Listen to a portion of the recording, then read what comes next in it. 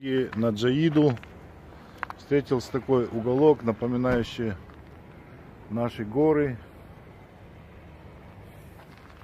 Вот едем на White Taxi, фирма такая местная. И вот раскрывается такое ущелье, правда, немножко замусоренное,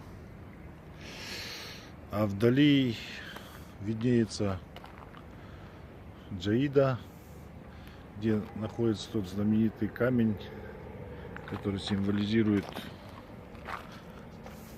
Ливан. Здесь вот тоже интересная дорога, серпантин, дома. Здесь какое-то ущелье, видимо, со времен войны. Здесь было очень много войн и с французами, и с сирийцами, иракцами, Израилем. И здесь тоже такой маленький храмчик кто-то сделал. Мне сразу напомнило Таиланд, где каждый возле дома такие небольшие делает храмики с духами. Так, едем дальше.